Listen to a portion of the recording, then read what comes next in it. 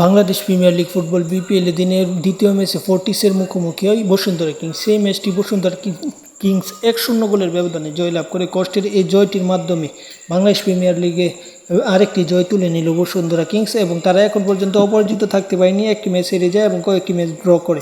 সব মিলিয়ে এই বিপিএলে বসুন্ধরা কিংস দুর্দান্ত ফর্মে আছে। তারা সব মিলিয়ে বর্তমানে 31 পয়েন্ট নিয়ে পয়েন্ট টেবিলের শীর্ষস্থানটা নিজেদের দখল করে নিয়েছে।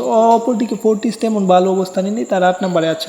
সব কিছু মিলিয়ে এবারে বিপিএল চ্যাম্পিয়ন্স রেসে খুব সুন্দরভাবে এগিয়ে আছে বসুন্ধরা কিংস, কারণ তারপরে আছে মোহামেডানের পয়েন্ট হচ্ছে 26 এবং তিনি আছেন আবাহনী। ঢাকা আবাহনীর পয়েন্ট আরও কম এবং 4-এ আছে বাংলাদেশ পুলিশ, 5-এ শেখ জামাল, 6-এ আছে শেখ রাসেল, 7-এ আছে আরেক দল, 8-এ আরেক দল। সব কয়টা হয়তো আমি দেখি নাই।